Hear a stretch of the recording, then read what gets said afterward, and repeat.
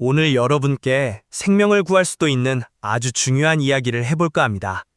우리 한국 사람들이 가장 무서워하는 병이 뭘까요? 많은 분들이 암이라고 하시겠죠? 하지만 암보다 더 무서운 병이 있습니다. 암은 최소한 마음의 준비를 하고 작별 인사를 할 시간이라도 주지만 이 병은 어제까지만 해도 멀쩡하게 걷고 뛰던 사람을 하룻밤 사이에 자기 자신조차 돌보지 못하는 상태로 만들어버릴 수 있거든요. 바로 뇌경색, 즉 뇌졸중입니다. 더 무서운 게 뭔지 아시나요? 거의 모든 사람들이 뇌경색이 마른 하늘의 날벼락처럼 갑자기 찾아온다고 생각한다는 겁니다. 하지만 의학계에서는 다 아는데 여러분은 잘 모르는 진실이 하나 있습니다. 뇌경색은 절대 어느 날 갑자기 찾아오지 않습니다. 마치 도둑처럼 문을 열고 들어오기 전에 미리 문을 두드립니다. 그것도 아주 여러 번요. 그런데 이 도둑이 두드리는 곳은 가슴이나 머리가 아닙니다. 바로 여러분의 다리입니다. 네, 맞습니다. 두 다리요. 완전히 쓰러지기 몇 주 전 혹은 몇 달 전부터 다리는 우리에게 살려달라고 계속해서 구조 신호를 보냅니다. 하지만 안타깝게도 거의 모든 사람들이 이 신호를 나이가 들어서 그렇다거나 어제 무리해서 걸었나 보다 하고 가볍게 넘겨버립니다. 그러다 결국 가장 중요한 치료 골든타임을 놓치게 되는 거죠. 응급실 문이 열리는 순간 환자를 보면 또 늦었구나 싶을 때가 너무 많습니다. 조금만 더 일찍 하셨더라면, 조금만 더 빨리 발견했더라면 지금쯤 가족들 곁에서 건강하게 웃고 계실 텐데 말이죠. 그래서 제가 응급실에서 겪은 수십 년의 경험을 살려 누구나 이해하기 쉽고 바로 써먹을 수 있게 알려드리겠습니다. 40대 이상이시거나 가족 중에 그런 분이 계시다면 꼭 끝까지 들어주세요. 지금부터 드릴 말씀이 여러분과 가족의 운명을 바꿀 수도 있으니까요. 그럼 뇌경색이라는 도둑이 진짜 들이닥치기 전에 다리를 통해 어떻게 문을 두드리는지 알아볼까요? 본격적인 신호를 알려드리기 전에 제 기억에 아주 깊게 남은 환자분 이야기 하나 해드릴게요. 작년 겨울이었습니다. 서울에 사시는 63세 초등학교 선생님 김아주머니 이야기입니다. 아들 내외랑 같이 사시는데 평소에 건강하셨고 매일 아침 공원 산책도 다니셨어요. 어느 날 아침에 자리에서 일어나는데 갑자기 왼쪽 다리에 힘이 쭉 빠지더니 일어서다가 하마터면 넘어질 뻔하셨대요. 그런데 한 10분쯤 지나니까 다리가 언제 그랬냐는 듯이 다시 멀쩡해진 겁니다. 아주머니는 어제 산책을 너무 오래 해서 그런가 보다 하고 대수롭지 않게 넘기셨죠. 아들이 병원 가보자고 해도 손사래를 치시며 늙어서 다리가 예전 같지 않은 거라고 하셨대요. 다음 날에도 똑같은 증상이 나타났는데 이번엔 5분 만에 좋아졌습니다. 아주머니는 더 안심하셨죠. 그런데 3일째 되는 날 아침 결국 아주머니는 쓰러지셨습니다. 10분도 아니고 5분도 아니고 아예 왼쪽 몸 전체가 마비되어 꼼짝도 할 수 없게 된 겁니다. 아들이 발견하고 119 구급차를 불러 서울의 큰 병원 응급실에 도착했을 때는 이미 6시간이 훌쩍 지난 후였습니다. 제가 응급실에서 아주머니를 뵈었을 땐 왼쪽 몸이 완전히 마비된 상태였죠. 아드님이 병실 밖에서 바닥에 주저앉아 펑펑 울면서 저한테 물었습니다. 선생님, 우리 엄마 왜 못 살리냐고요. 저는 그저 첫날 다리에 힘이 빠졌을 때 바로 오셨더라면 지금쯤 두 발로 멀쩡히 걸어 다니셨을 거라고 말씀드릴 수밖에 없었습니다. 이런 가슴 아픈 일들을 너무 많이 봅니다. 뇌경색은 운이 나빠서 갑자기 생기는 게 절대 아닙니다. 10년, 20년 동안 혈관이 서서히 망가진 결과물이에요. 머릿속 혈관을 30년 된 낡은 아파트 수도관이라고 생각해 보세요. 젊을 때는 이 수도관이 깨끗하고 탄력도 있어서 물이 콸콸 잘 통합니다. 그런데 40, 50대가 넘어가면 찌꺼기가 쌓이고 녹이 슬기 시작하죠. 나쁜 지방질이나 염증 세포 같은 찌꺼기들이 수도관 벽에 달라붙는데 이게 바로 동맥경화입니다. 뇌경색은 크게 두 가지로 나뉘어요. 하나는 찌꺼기가 쌓여서 좁아진 수도관에 피떡이라는 작은 덩어리가 날아와서 아예 꽉 막아버리는 거고요. 다른 하나는 녹슬고 딱딱해진 낡은 수도관에 고혈압이라는 센 수압이 계속 가해지다가 결국 빵 하고 수도관이 터져버리는 뇌출혈입니다. 우리 뇌는 몸 전체를 조종하는 사령부인데 다리를 움직이고 감각을 느끼게 하는 것도 뇌가 하는 아주 중요한 일이죠. 사령부에서 다리로 가는 수도관이 막히거나 터지면 가장 먼저 다리에 제대로 된 명령이 안 가서 문제가 생기는 겁니다. 그럼 왜 수십 년 동안 혈관이 망가지고 있었는데 치료 시기를 놓치는 걸까요? 고혈압이나 당뇨병 자체보다 더 무서운 건 바로 우리 스스로 괜찮을 거라고 짐작하는 태도입니다. 특히 뇌경색에는 아주 위험한 사기꾼 같은 증상이 하나 있어요. 흔히 미니 뇌졸중이라고 부르는 잠깐 혈관이 막혔다가 다시 뚫리는 현상입니다. 아까 말씀드린 김 아주머니 같은 경우죠. 갑자기 한쪽 다리에 힘이 풀려서 주저앉을 뻔하고 말이 어눌해지거나 눈앞이 흐려지는데 5분, 10분 지나면 귀신같이 싹 나아버립니다. 이때 거의 모든 사람들은 아유, 다행이다. 피곤해서 그랬나 보네. 하고 안심하고 맙니다. 병원 가기 무섭기도 하고 자식들 걱정시킬까봐 모른 척 하는 거죠. 하지만 여러분, 이건 병이 나은 게 절대 아닙니다. 운이 좋은 것도 아니고요. 뇌가 여러분에게 보내는 마지막 경고장입니다. 이렇게 잠깐 스쳐가는 증상을 겪은 사람 10명 중 한두 명은 이틀 안에, 5명 중 1명은 석 달 안에 진짜 무서운 뇌경색으로 쓰러진다는 통계도 있습니다. 그 짧은 시간의 마비는 곧 닥쳐올 전신 마비의 예고편인 셈이죠. 이 거짓된 안도감에 속아서 황금 같은 치료 시간을 날려버리면 절대 안 됩니다. 그렇다면 이렇게 좁아진 수도관을 그냥 두고 볼 수만은 없겠죠? 뇌경색은 80%가 예방 가능합니다. 핵심은 딱 두 가지. 피를 맑게 하고 혈관을 뻥 뚫리게 하는 겁니다. 비싼 영양제 드실 필요 없어요. 해답은 우리가 매일 먹는 밥상에 있습니다. 꼭 챙겨 드셔야 할 음식 3가지를 먼저 알려드릴게요. 가장 먼저 깊은 바다에서 잡히는 생선입니다. 고등어, 꽁치, 연어 같은 생선이요. 이 안에는 오메가3라는 좋은 지방이 가득 들어있어요.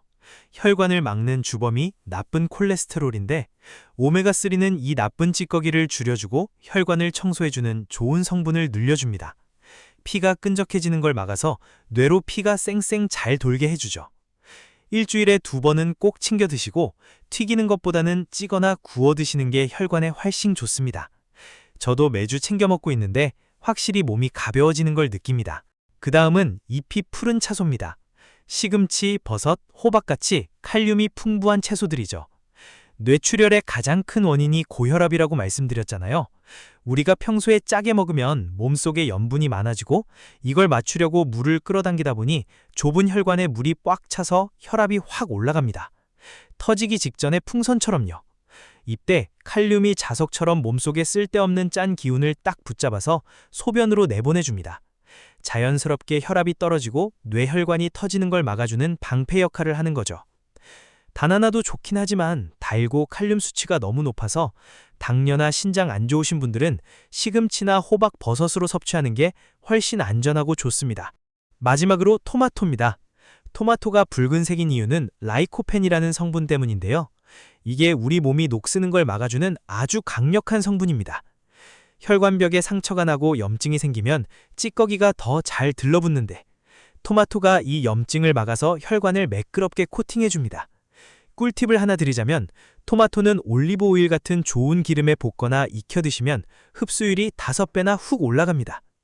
토마토 달걀볶음 같은 반찬이 최고죠. 좋은 걸 챙겨 먹는 것도 중요하지만 혈관을 망가뜨리는 나쁜 음식들을 밥상에서 치워버리는 게 어쩌면 더 중요합니다. 아무리 혈관 청소부를 넣어줘도 계속 쓰레기를 들이부으면 아무 소용이 없으니까요. 당장 주의하셔야 할 혈관 파괴범 3가지도 알려드릴게요. 우선 너무 짠 국물 요리입니다. 찌개, 전골 국물, 라면 국물, 장아찌, 젓갈 같은 것들을요. 우리 한국 사람들이 너무 좋아하는 것들이죠. 하지만 이게 중년 이후 뇌출혈을 일으키는 으뜸 가는 원인입니다. 짠 성분이 몸에 물을 가둬서 혈압을 치솟게 하거든요. 무심코 바닥까지 싹싹 긁어 마신 그 국물 한 사발이 뇌혈관을 터뜨리는 뇌관이 될 수 있습니다. 그리고 튀긴 음식입니다. 치킨, 감자튀김, 도넛 같은 튀기느나 과자류요. 이런 음식에는 트랜스 지방이랑 오래돼서 산화된 나쁜 기름이 들어 있습니다. 이게 혈관벽을 직접 공격해서 온몸에 염증을 일으키고 좋은 성분은 줄이면서 나쁜 찌꺼기는 엄청나게 늘려버립니다. 바삭바삭한 튀김을 한 입 베어물 때마다 여러분의 뇌혈관은 조금씩 더 좁아지고 굳어간다고 생각하시면 됩니다. 가공된 고기도 피하셔야 합니다. 아침에 팡이랑 자주 드시는 소세지, 햄, 베이컨 같은 것들요. 색깔 예쁘게 하고 오래 보관하려고 방부제랑 화학물질을 잔뜩 넣는데 이게 몸에 들어가면 혈관벽을 계속 찌르고 공격해서 탄력 있던 혈관을 딱딱하고 부러지기 쉽게 만듭니다. 아예 먹지 말라는 건 아니지만 어쩌다 한 번 드시는 정도로 줄이셔야 합니다. 매일 드시는 건 스스로 명을 재촉하는 거나 다름없어요. 오늘 무엇을 드셨는지가 10년 뒤의 몸을 결정합니다. 자, 이제 근본적으로 혈관을 지키는 방법을 알았으니 내 몸 상태를 확인할 수 있는 초간단 검사법을 알려드릴게요. 병원 갈 필요도 없고 돈도 한 푼 안 듭니다. 매일 아침 5분만 투자하시면 뇌 건강을 점검할 수 있어요. 우선 아침에 의자나 침대에서 일어날 때 양쪽 다리에 힘이 똑같이 들어가는지 아니면 한쪽 다리로만 지탱하게 되거나 몸이 한쪽으로 기우는지 살펴보세요. 그렇다면 뇌의 운동신경이 떨어졌다는 신호일 수 있습니다. 그리고 벽 근처 안전한 곳에서 눈을 감고 한 발로 서보시거나 두 발을 모으고 30초 정도 서보세요. 유난히 비틀거리거나 한쪽으로 쓰러지려고 한다면 손해나 뇌관 같은 균형을 잡는 뇌 부위에 문제가 생겼다는 뜻일 수 있습니다. 연세가 있으시다면 꼭 옆에 가족이 잡아줄 수 있을 때 안전하게 해보세요. 또 양말을 벗고 맨발로 방바닥을 밟았을 때 양쪽 발바닥 느낌이 똑같은지 확인해보세요. 한쪽 발이 유난히 차갑거나 꼭 두꺼운 양말을 신은 것처럼 감각이 무디게 느껴진다면 뇌의 감각신경이 보내는 위험 신호입니다. 뇌랑 다리 사이에 전화가 자꾸 끊기는 거랑 똑같아요. 마지막으로 거실 바닥에 선이나 마루 틈을 따라서 발뒤꿈치와 발끝을 딱 붙이고 일직선으로 걸어보세요. 자꾸 옆으로 삐져나가거나 비틀거린다면 뇌의 조절 능력이 떨어졌다는 증거입니다. 내일부터 당장 아침마다 해보시면 몸이 달라지는 걸 느끼실 겁니다. 건강은 의사가 찾아주는 게 아니라 스스로 먼저 발령하는 거예요. 지금까지 예방과 점검법을 알려드렸다면 지금부터는 진짜 응급 상황에 대한 이야기입니다. 이 7가지 다리 신호 중 하나라도 나타난다면 절대 나이 탓, 피로 탓하지 마시고 즉시 행동하셔야 합니다. 뇌가 파업하기 직전에 다리를 통해 보내는 마지막 구조 요청이니까 꼭 마음속에 새겨두세요. 가장 먼저 조심해야 할 것은 한쪽 다리에 갑자기 힘이 쭉 빠지는 겁니다. 아침에 일어나거나 걷고 있는데 갑자기 내 다리가 아닌 것처럼 힘이 풀리면서 털썩 주저앉게 됩니다. 관절염이나 단순한 피로라면 보통 양쪽 다리가 뻐근하고 아프면서 서서히 힘이 빠지죠. 하지만 뇌경색은 갑자기, 그것도 꼭 한쪽 다리에만 아프지도 않은데 힘이 안 들어갑니다. 이건 다리 근육 문제가 아니라 뇌에서 다리로 가는 신경이 막혀서 명령이 안 내려오는 거예요. 바로 마비가 시작되고 있다는 뜻입니다. 앞서 말씀드린 기마주머리의 첫 증상이 바로 이거였죠. 또 다른 신호는 한쪽 다리 감각이 둔해져서 4살 같지 않은 느낌이 들 때입니다. 많은 분들이 양말을 5겹은 껴시는 것 같다고 하세요. 뜨거운 물이나 찬물을 부어도 잘 모르겠고 꼬집어도 별로 아프지 않습니다. 뇌의 감각센터로 가는 길이 막혀서 다리가 보내는 정보를 뇌가 못 받아들이는 겁니다. 걸을 때 한쪽 발이 질질 끌리거나 신발이 자꾸 벗겨지는 것도 아주 전형적인 신호입니다. 걸을 때 유독 한쪽 발만 쓱쓱 바닥을 긁게 되거나 슬리퍼나 헐렁한 신발을 신었을 때 그쪽 발 신발만 자꾸 홀라당 벗겨집니다. 발목 관절이 아파서가 아니라 뇌에서 발목을 들어올리라는 섬세한 명령을 못 보내서 발목이 툭 떨어지는 현상입니다. 이때는 평지에서도 자기 발에 자꾸 걸려 넘어지게 되죠. 리모컨 건전지가 다 닳아서 아무리 눌러도 TV가 안 켜지는 거랑 같습니다. 멀쩡한 평지에서 아무 이유 없이 자주 넘어지는 것도 위험합니다. 문턱도 없고 돌부리도 없는데 자꾸 발이 꼬여서 넘어집니다. 가족들은 조심성 없이 걷는다고 핀잔을 줄 수도 있지만 이건 뇌 속에 있는 길안내 장치가 고장난 겁니다. 우리는 눈을 감고도 내 손발이 어디 있는지 아는 능력이 있는데 이 기능이 망가지면 뇌가 다리 위치를 헷갈려서 평지에서도 고꾸라지는 거죠. 길안내 시스템이 고장나서 차가 지금 어디 있는지 모르는 상황입니다.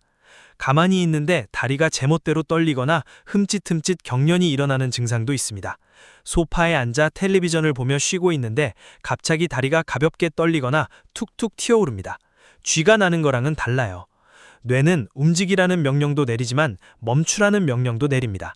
혈류가 막혀서 멈추라는 신호가 고장나면 다리가 통제 불능 상태로 제멋대로 움직이게 되죠. 떨릴 때 스스로 멈출 수 없다면 아주 위험한 신호입니다. 술 취한 사람처럼 비틀거리거나 자꾸 한쪽으로 몸이 기우는 것도 조심해야 합니다. 보통 손에나 뇌관 쪽에 문제가 생겼을 때 나타나는데 세상이 빙글빙글 도는 느낌이 들지만 일반적인 어지럼증이나 빈혈과는 다릅니다. 똑바로 걷고 싶은데 자꾸 한쪽으로 몸이 쏠려서 벽을 짚어야만 걸을 수 있다면 이건 뇌경색의 치명적인 신호가 확실합니다. 마지막으로 가장 무서운 사기꾼 신호입니다. 앞서 말씀드린 이 모든 증상이 갑자기 나타났다가 눈 깜짝할 사이에 싹 사라지는 경우입니다. 일과성 뇌혈혈 발작이라고 부르는데 다리에 힘이 빠지거나 감각이 이상하고 비틀거렸지만 불과 몇 분 만에 언제 그랬냐는 듯 치슨 듯이 났습니다. 이건 병이 나은 게 아니라 마지막 경고장입니다. 단 1분만 증상이 나타났다가 사라졌더라도 절대 기다리거나 스스로 괜찮다고 판단하지 마시고 당장 119에 전화를 거셔야 합니다. 만약 이런 징후를 발견하면 어떻게 해야 할까요? 전 세계 의사들이 권장하는 아주 간단한 얼굴, 팔, 말, 다리 시간 확인법이 있습니다. 첫째, 환자의 얼굴 표정을 집계해서 한쪽 입꼬리가 처지지 않는지 확인하세요. 둘째, 양팔을 앞으로 들어 올리게 해서 한쪽 팔만 툭 떨어지지 않는지 봅니다. 셋째, 간단한 말을 시켜보고 발음이 새거나 말을 잘 못하는지 봅니다. 넷째, 방금 배운 다리에 이상 신호가 있는지 살핍니다. 마지막으로 가장 중요한 것은 이 중 하나라도 나타나면 지체 없이 발생 시간을 기록하고 곧바로 119 구급차를 부르는 겁니다. 골든타임인 3시간 안에 무조건 병원에 도착해야 합니다. 증상이 사라졌다고 안심하고 내일 병원에 가봐야지 미루는 것은 정말 치명적인 실수입니다. 제가 오랫동안 환자들을 만나며 깨달은 건 병을 치료하는 것보다 몸이 보내는 작은 속삭임에 귀 기울이는 게 훨씬 중요하다는 겁니다. 건강은 병이 없는 상태가 아니라 내 몸을 소중히 아끼고 살피는 태도 그 자체입니다. 젊을 때 앞만 보고 달려오시다가 쓰러지고 나서야 후회하시는 분들을 너무 많이 뵀습니다. 응급실 병상에서 만나는 일이 없기를, 여러분과 여러분 가족의 삶에 그런 아픈 후회가 남지 않기를 진심으로 바랍니다.